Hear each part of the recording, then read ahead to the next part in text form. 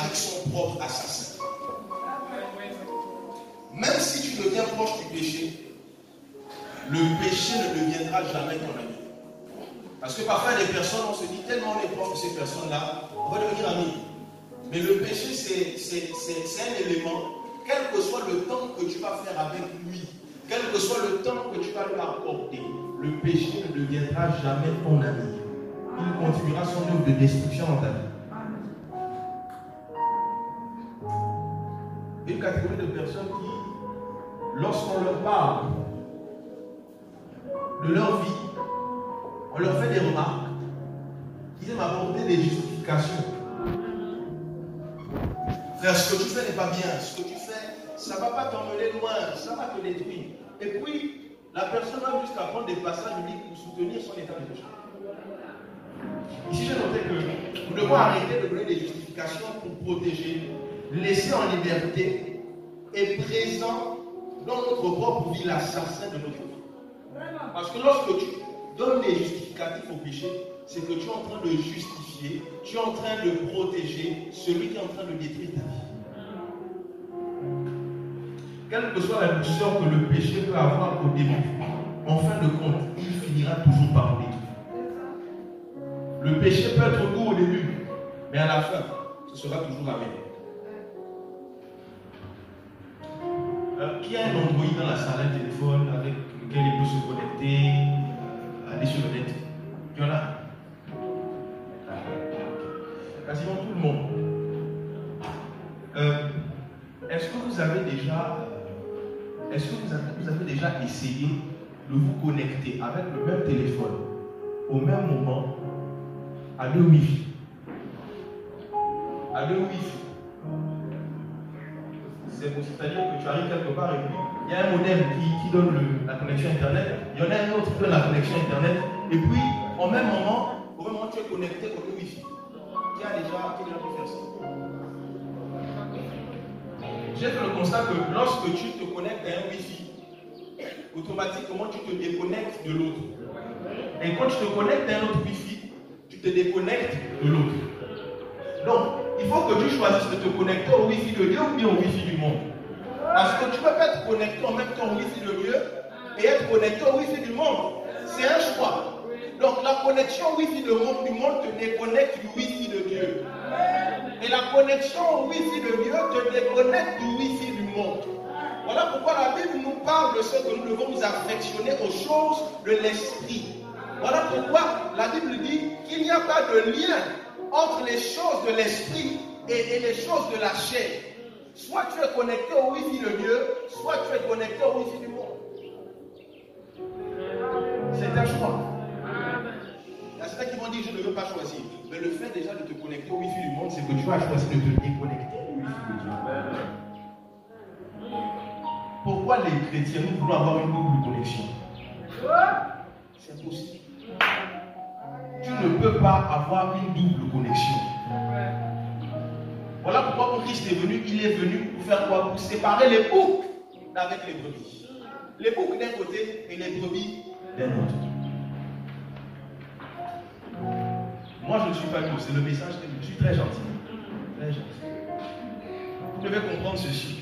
Aussi important que cela puisse être. Le fait de te connecter au monde te déconnectera de Dieu.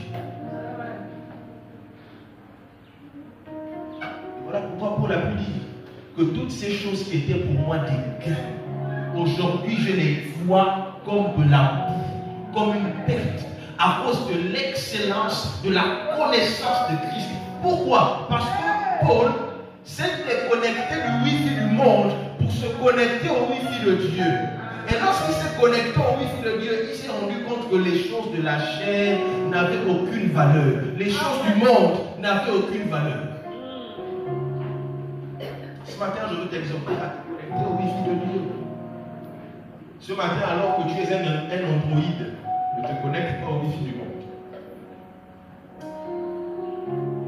Connecte-toi au Wi-Fi de Dieu. Dis à ton voisin, refuse la double connexion. Parce que celui qui cherche la double connexion est en train de perdre son temps. Et puis il y a quelqu'un qui font, il est sur le réseau de Dieu après, il bascule sur notre Wi-Fi. lui il revient. Il va sur le wifi, après il revient sur l'autre. Frère, il faut te décider. Le wifi, le lieu est le seul wifi où quel que soit le nombre d'utilisateurs, la connexion est toujours à haut débit.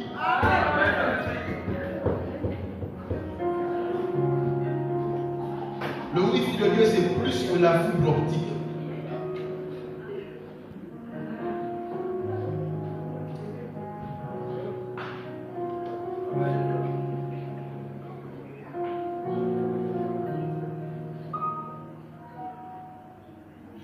J'ai l'habitude de dire que je n'ai pas beaucoup d'années sur la terre, mais le peu de temps que j'ai passé sur la terre, il y a des choses que j'ai compris. Une chose, des choses que j'ai comprises. Les choses qui sont en surface, les choses superficielles n'ont pas de valeur. J'ai compris que les choses qui ont de la valeur sont les choses qui sont cachées. Je vais aller plus loin. La preuve, c'est qu'aujourd'hui, pour exploiter le manganèse, il faut aller en profondeur. Pour exploiter le diamant, il faut aller en profondeur. Pour exploiter toutes sortes de richesses, il faut aller en profondeur. Les richesses ne se trouvent pas à la surface. Voilà pourquoi Dieu nous appelle à aller dans les profondeurs.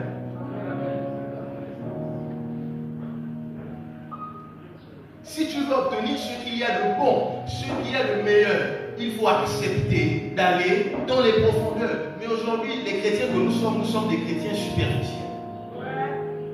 Nous ne voulons pas les profondeurs de Dieu. Nous nous limitons à venir à l'église, acclamer, taper les mains, donner l'offrande, et puis lorsqu'on rentre dans la maison, la vie continue. Mais personne ne veut aller dans les profondeurs. Ta vie ne doit pas être une vie remplie de superficialité. Les hommes qui réussissent dans ce monde sont les hommes de profondeur. Ce ne sont pas les hommes de surface, ce sont les hommes de profondeur. Si tu veux la réussite, tu dois accepter d'être téméraire, tu dois accepter d'être persévérant, parce que la profondeur demande la persévérance, demande la patience.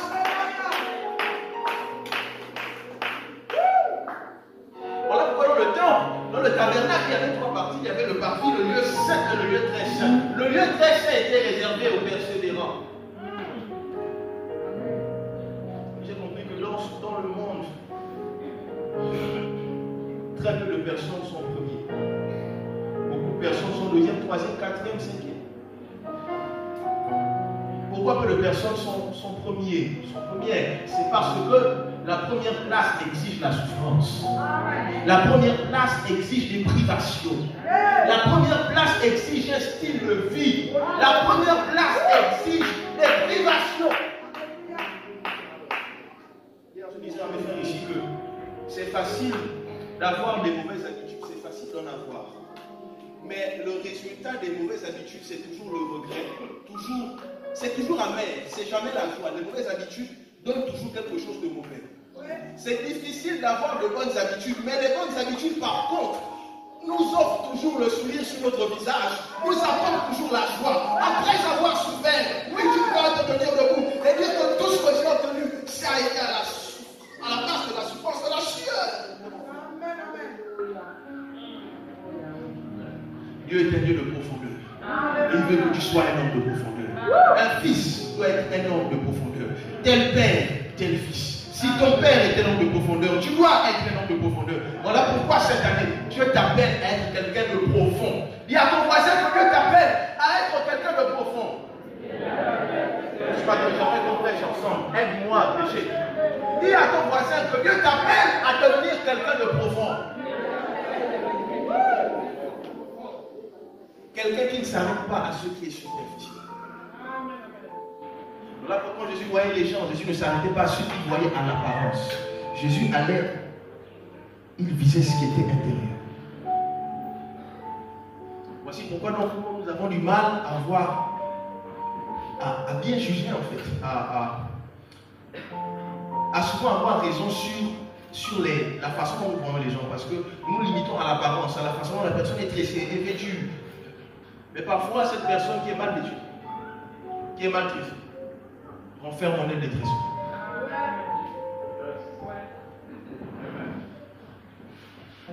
Homme de profondeur. Homme de profondeur. Homme de profondeur. Homme de profondeur. Ce matin, j'aimerais que nous puissions lire le premier passage dans le livre de Genèse, au chapitre 25. C'est quand même bizarre. Une femme est enceinte.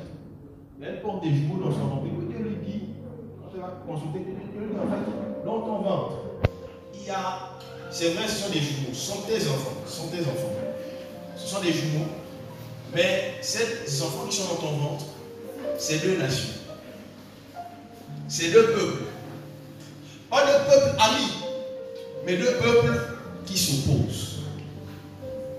Donc il y aura une rivalité entre ces deux peuples. Mais ces deux nations sont où? En elle.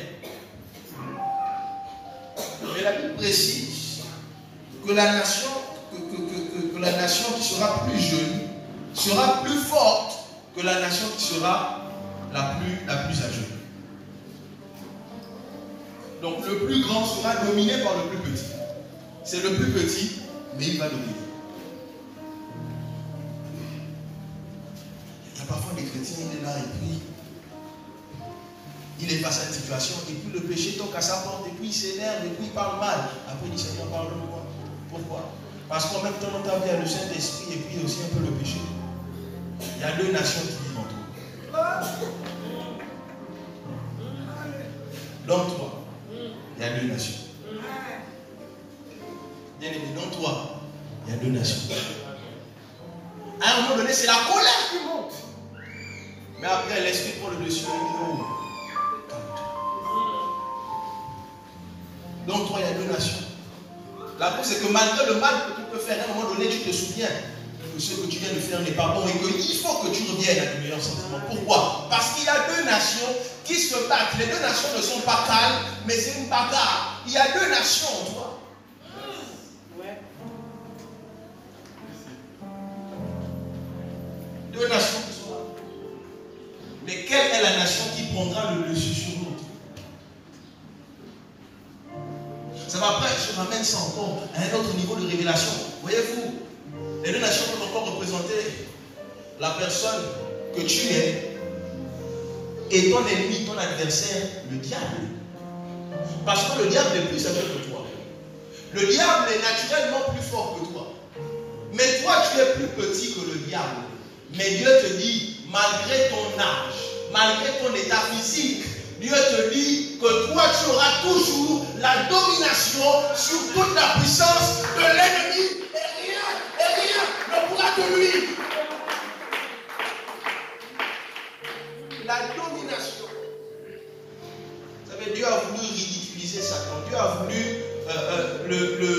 le rendre, je ne sais pas comment dire, l'humilier.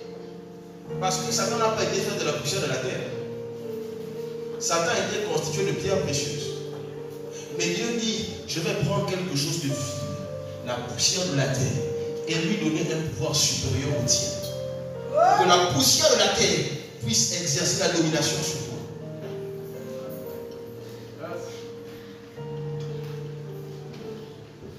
Quelle que soit ta taille, quelle que soit la taille de ton adversité, quel que soit ton âge, rassure-toi d'une chose. Si Dieu est avec toi, tu peux être le plus petit, mais tu seras le vainqueur.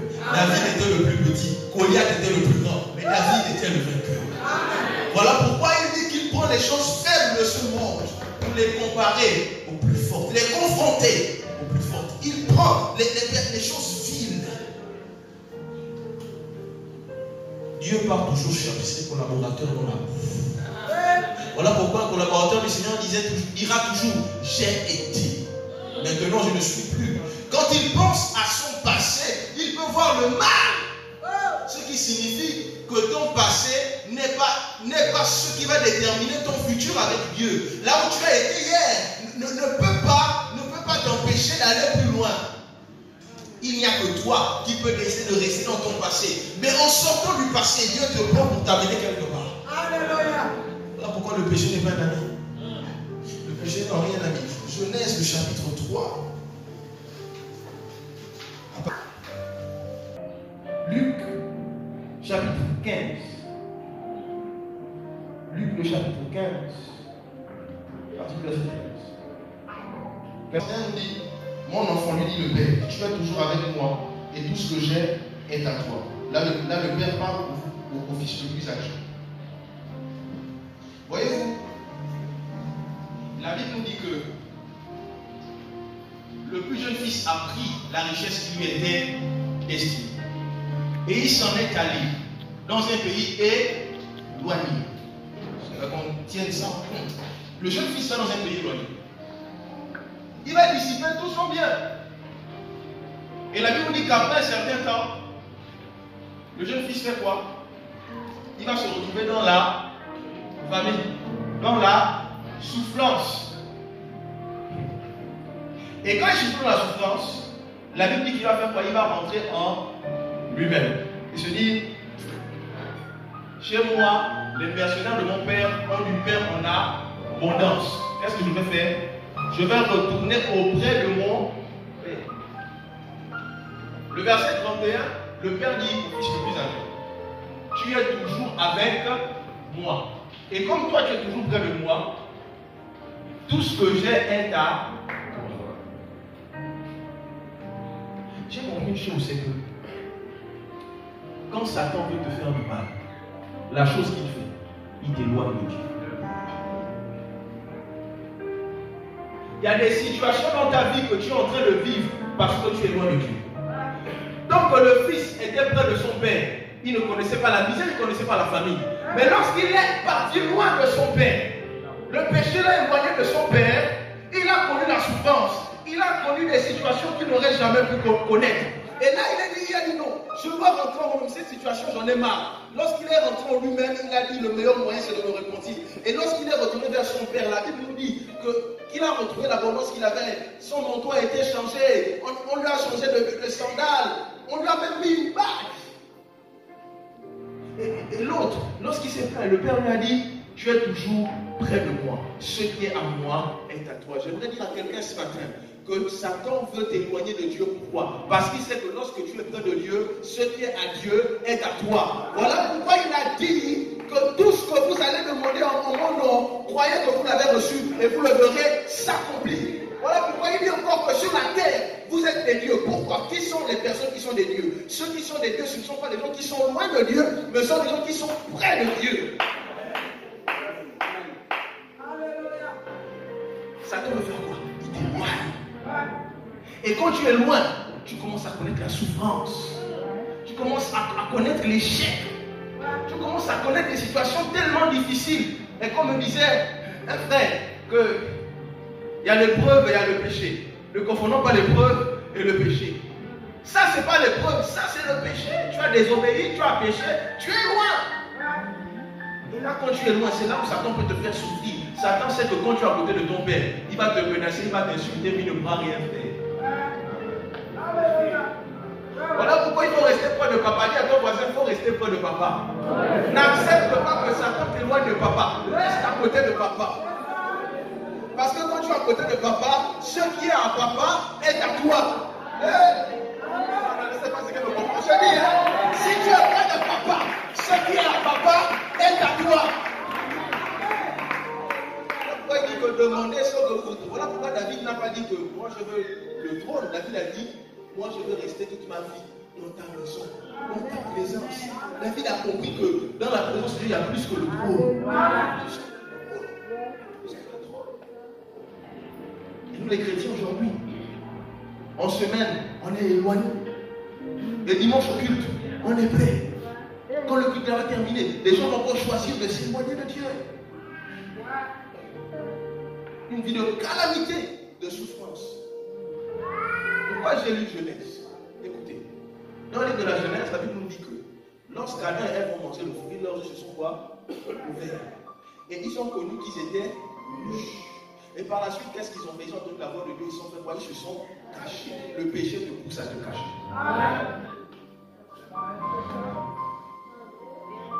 Le péché, quand tu as péché, bien aimé, tu as du mal à rester au milieu des saints, au milieu des justes. Quand vous voyez un frère qui commence à s'écouter de vous,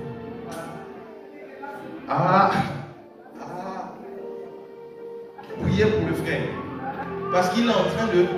Vous savez, comme je dis, Satan t'éloigne de Dieu pour pourra mieux te frapper. Parce qu'il y a des coups que Satan ne pourra te donner que quand tu seras loin de Dieu. Il te dit, oui, toi qui peux aller chasser les démons là, parle encore. Vous avez vu, quand on est souvent à la maison, le grand frère dit souvent que petit frère le malin, les parents vont à genoux. C'est moi qui ai assis à temps. Ou encore, mets-toi à genoux. Parle encore. Là, c'est maintenant moi, là, tu veux manger, c'est quoi? C'est à moi qu'on a laissé l'argent. Elle dit, tu veux quoi? Oh, grand, mets-toi à genoux. Danse d'abord, tu me donnes aussi.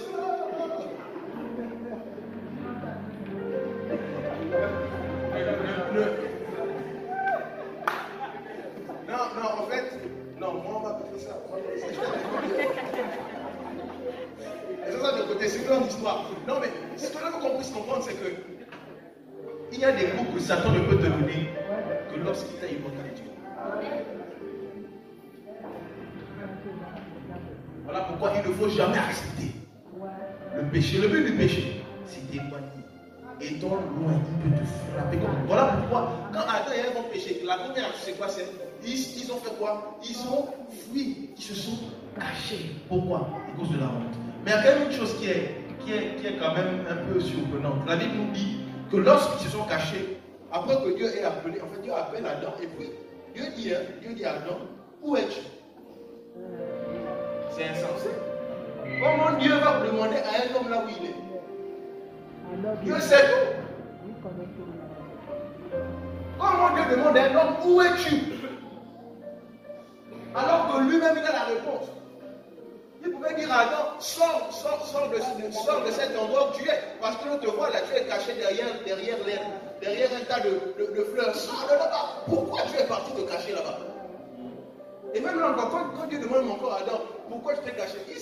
Il sait qu'il a mangé, il sait que Dieu savait déjà. Maintenant, pourquoi Dieu pose la question? Écoutez, à chaque fois que Dieu pose la question à un homme, Jésus, Dieu a déjà la réponse. Donc quand Dieu te pose la question, c'est comme, vous voyez, quand quelqu'un dit, oh mon Dieu, mais petit, tu es parti chercher quoi là-bas? Comment tu t'es fait mal? En fait, quand Dieu pose la question à Adam, où es-tu? Il est en train de dire à Adam, Adam, qu'est-ce que tu fais là-bas? Là-bas, c'est pas ta place. Pourquoi tu as fait ça? En fait, Dieu voulait emmener Adam à rentrer en lui-même et se dire, mais où est-ce que je suis? Moi qui suis normalement le chef du jardin d'Éden, moi je me cache maintenant derrière l'herbe. Le chef du jardin se cache derrière la végétation. Pour que la végétation puisse me protéger.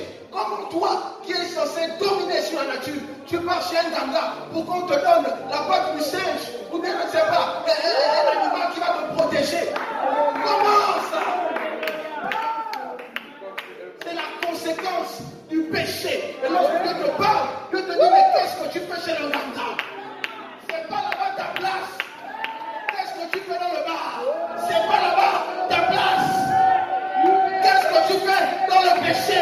C'est pas là-bas ta place. Je t'ai établi pour que tu domines.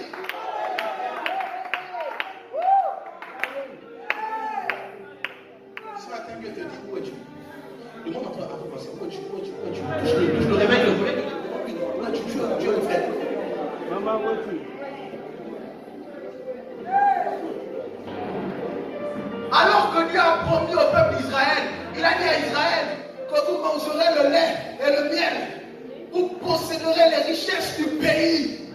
Aujourd'hui, l'Église, qui est la représentation d'Israël, est dominée et écrasée par les francs-maçons. Seigneur, où est l'Église dans la nation? On est en train de critiquer les politiques. Les politiques n'ont pas la solution. La solution se trouve à Israël. Et c'est toi la représentation d'Israël. C'est toi la nation. Que nous avons atteint. La Bible dit que le monde attend avec un ardent désir la révélation des fils. Je demande à Adam, où es-tu?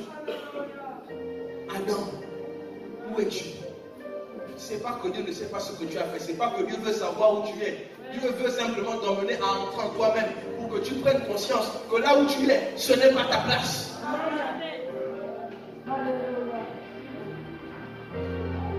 Même si que tu es directeur d'une entreprise, si tu vis dans le péché, tu n'es pas à ta place. Je n'ai pas dit que quand tu vas te convertir, tu seras plus directeur, mais je veux dire qu'en fait, il y a plus que ça. Même si que tu es président de la République, Si tu es dans le péché, tu n'es pas à ta place. Il y a mieux que ça. Adam qui doit dominer, il se cache maintenant derrière lui. Les chrétiens, maintenant, lorsqu'ils voient les autres le péché, ils se cachent. Oh, il y a le frère qui vient de l'église. Oh, pardon. Parce qu'il sait que quand le frère te dit, mais frère, depuis là, on ne te voit. Tu es où, frère? Bien-aimé dans le Seigneur. Où es-tu? Adam, où es-tu? Entre en toi-même. Ton voisin, rentre en toi-même. Avant d'aller plus loin, rentre en toi-même. Avant d'aller plus loin, rentre en toi-même.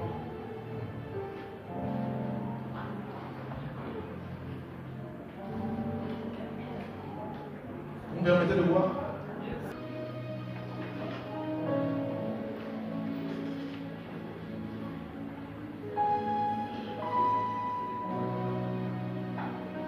Quand nous regardons le livre de la Genèse, nous rendons compte que Dieu a placé deux arbres. L'arbre de la connaissance du bien et du mal et l'arbre de la vie éternelle. J'ai eu des discussions fortes avec certaines personnes, ça remonte à quelques temps. Et puis, les gars disaient, mais Dieu sait tout. Pourquoi est-ce que Dieu a mis l'arbre de la connaissance du bien et du mal dans le jardin? Ça veut dire qu'il savait que Adam devait tomber.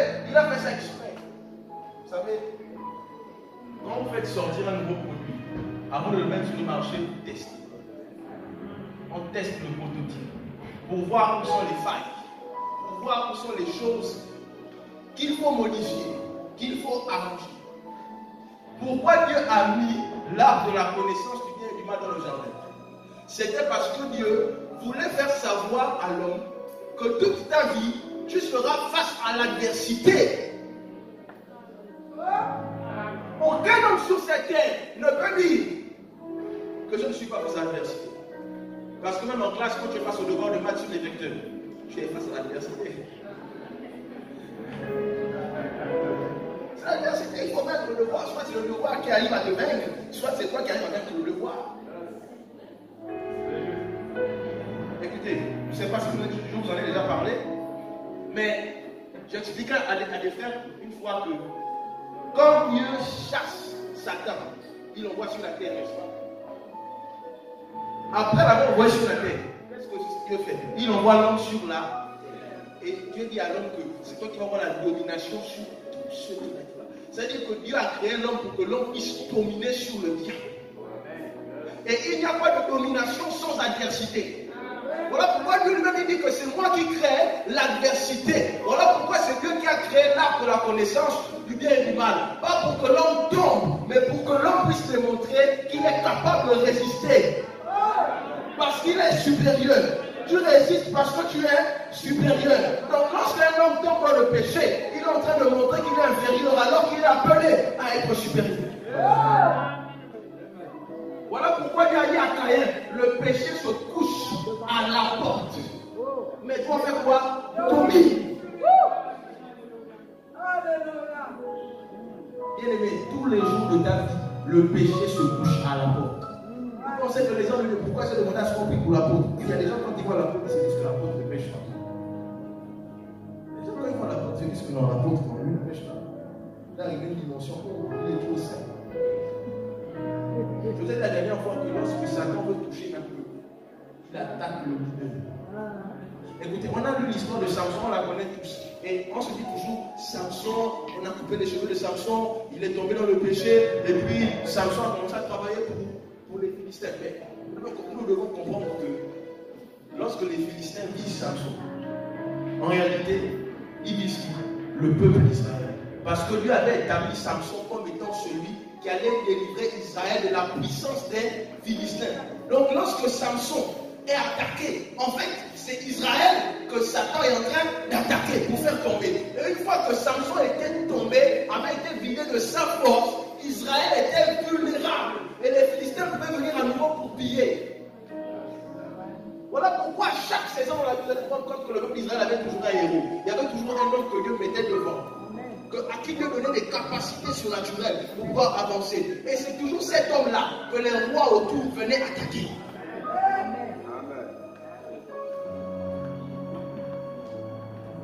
l'arbre de la connaissance du bien et du mal n'a pas été mis là pour que l'homme tombe, mais pour que l'homme montre qu'il soit capable de dominer. De dominer. Et lorsque Dieu s'est rendu compte que le prototype d'Adam n'a pas bien marché, Dieu a maintenant fait le prototype 2.0 avec Christ, la perfection. Voilà pourquoi Christ n'est pas appelé le deuxième Adam. J'ai appris en français que lorsqu'on dit deuxième, c'est qu'il y a un troisième.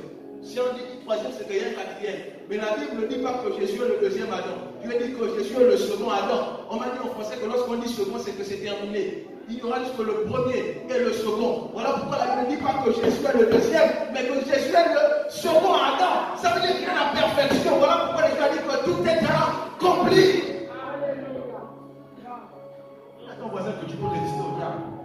Dis-lui ça. Oh. Non, parce qu'en fait, parfois on a peur de ça.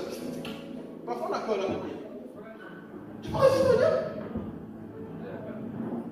Dis à ton voisin que tu peux résister au diable. Dieu ne peut pas te demander de faire une chose dont tu n'as pas les capacités. S'il te dit de faire une chose, c'est parce qu'il voit en toi les capacités.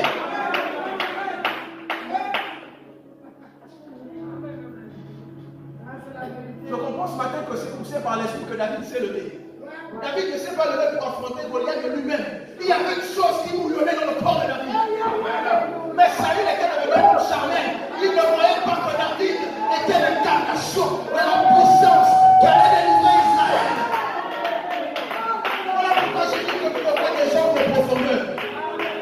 Quand Saül voyait David, Saül voyait un petit enfant. Mais lorsque dans le ciel on voyait David, on croyait sur le général qui était capable de conduire une armée, qui allait ébranler les Philistins. Tu as ton voisin que tu es plus que ce que tu vois. Tu es plus que ce que tu vois. Non, non, non, non. Lève-toi, lève-toi. Bouscule ton voisin. Dis-lui frère, tu es plus que ce que tu vois.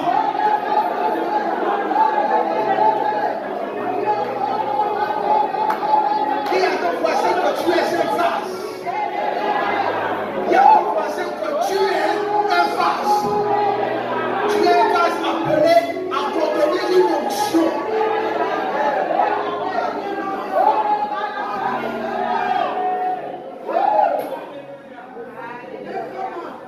J'ai compris que quand Dieu envoie quelqu'un, avant de t'envoyer, Dieu a déjà disposé l'huile qu'il faut. Dieu n'envoie jamais quelqu'un sans pourtant que l'huile ne soit tombée sur ta tête. Tu es un vase qui contient l'huile. C'est que lorsqu'on voit le vase de l'extérieur, on ne peut pas savoir ce qui est à l'intérieur. On voit la forme du vase, on peut négliger le vase. Mais ceux qui voient le vase malheureux, ce n'est pas la forme, ce n'est pas l'extérieur, mais c'est le contenu. C'est le contenu du vase. C'est le contenu du vase.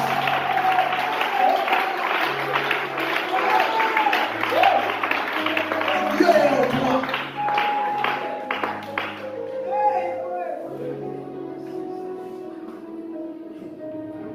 Voilà pourquoi Satan veut que dans ton vase il y ait le péché, il y ait un mélange, un peu de péché avec l'huile. Pour que ton huile ne soit pas efficace.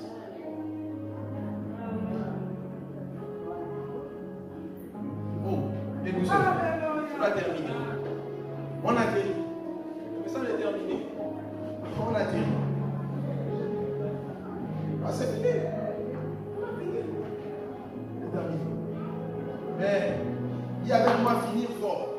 On va finir fort. Ouvrons nos Bibles dans le livre. Où es-tu? Lis le livre de Luc 18. À partir du verset 35. Moi qui dis souvent, quand l'homme de Dieu dit, dis avec moi que les hommes n'ont pas le dernier mot sur ma vie. Et puis, le souci là, les hommes n'ont pas le dernier mot sur ma vie. Les fois ils proclament, aucun homme n'aura le dernier mot sur ma vie. C'est Dieu qui a le dernier mot. Donc je dis, c'est Dieu qui a le dernier mot.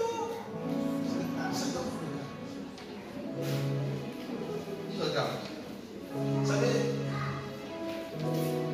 pour que Dieu ait le dernier mot sur ta vie, il faut que Dieu ait le premier mot. Amen. Je ne sais pas si c'est comme ça. Parce que quand tu dis, les hommes n'auront pas le dernier mot sur ma vie, mais tu es éloigné de Dieu. Comment Dieu Dieu aura le dernier mot sur ta vie. Ce n'est pas possible. Le péché t'emmène loin de Dieu pour que les hommes aient le dernier mot sur ta vie. Mais l'enfant prodigue a compris que si je reste là, loin de papa, les hommes auront le dernier mot sur ma vie. Je dois retourner auprès de papa pour que papa ait le dernier mot sur ma vie. C'est un homme qui est près de Dieu. C'est un homme qui vit dans la sainteté. Sur qui Dieu a le dernier mot. Quel que soit ce que les hommes pourront faire, l'homme le plus fort de la terre n'aura droit qu'à l'avant-dernier mot. Parce que le dernier mot, c'est Dieu qui va l'écrire. Lorsque tu es rempli de Dieu, lorsque tu es mis dans la sanctification, le matin c'est Dieu, tu as le premier mot, tu dis Yahweh, voici ma journée. Ah Yahweh. Le soir tu dis Yahweh, voici ma journée. Ce que Satan n'a pas commencé, il ne peut pas le terminer. Là où Dieu a commencé, lui-même, il va prendre la peine de terminer. Voilà pourquoi quand Satan nous regarde, quand tu dis, oh, Satan, les hommes n'ont pas de niveau sur ma vie. C'est la fin de l'année, tous les plans de Satan sont laissés de faire. Ah bon? Et quand tu sors de là, tu vas où? Tu retournes dans tes mêmes choses. Satan te regarde. Pour que Dieu ait le dernier mot sur ta vie, donne-lui le premier mot. Parce que le premier mot, c'est quoi? Quand Dieu dit le premier mot, lève-toi, il marche, te lève et tu marches. Le premier mot, c'est que, en fait, tu fais la volonté de Dieu. Et le dernier mot, c'est lui qui dit maintenant, parce que tu as fait ma volonté, voilà ce qui va se passer. Quand tu marches dans la volonté de Dieu, tu marches sans crainte quoi que ce soit. Tu sais que celui qui a le premier mot sur ta vie, c'est celui-là qui aura le dernier mot. Luc 18. Luc 18 à partir du verset 35.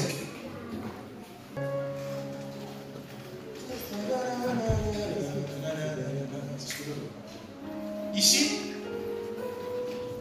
on a Sacha. D'accord? Tu te mets ici. Ici, on a Jésus. Ici, on a Bartimée. Parce que dans la Bible, quand on parle d'un aveugle qui a crié, fils de David, aie pitié de moi, c'est qui? C'est Bartimée. La semaine dernière, quand on a vu, on nous a dit que Bartimée, lorsque Jésus l'a appelé, il a fait quoi? Il a enlevé le manteau. Il a jeté le manteau et puis il est parti vers Jésus. Je vais vous raconter l'histoire de Bartimée. La semaine dernière, j'ai commencé. Là, je vais terminer. Bartimée signifie fils de Timée. D'accord? Le nom Bartimée, ça signifie fils de Timée. Maintenant, quoi signifie Timée? Timée signifie hautement estimé. Le nom Timée, là, ça signifie quelqu'un qui est hautement estimé. Ça veut dire que c'est quelqu'un qui est censé vivre dans la gloire, qui est censé vivre dans une certaine aisance. Est-ce que je comprends? Mais c'est étrange. Comment quelqu'un qui s'appelle Bartimée, quelqu'un qui veut être hautement estimé, se retrouve à être mendiant, aveugle et assis au bord du chemin? C'est qu'il y a un problème. C'est-à-dire que, en fait, Bartimée est en train de vivre le contraire, le sac d'estimé. Et c'est ce que le péché cause.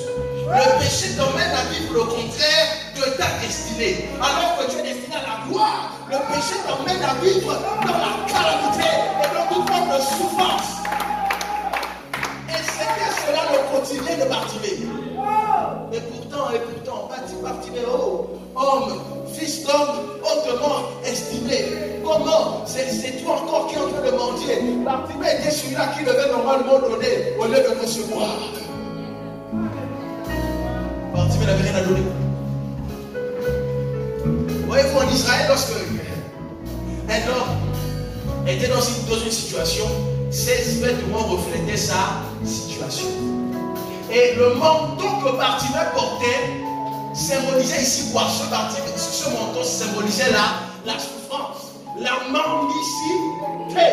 Est-ce qu'on se comprend? Et ce jour-là, lorsque Jésus va passer au bord du chemin, la Bible nous dit, écoutez, Jésus est en train de rentrer dans Jéricho. La Bible dit que Jésus faisait quoi? Il est en train de rentrer. Et avant d'entrer, on nous dit que sur le chemin, Jésus voit ce qui partit. Voici l'entrée de Jéricho. Donc Donc ça veut dire que ce miracle ne se passe pas dans Jéricho, mais avant d'entrer à Jéricho. Alors, lorsque Bartimée croit Jésus, la première chose que Bartimée fait, c'est que Bartimée prend son manteau de la mendicité, son manteau de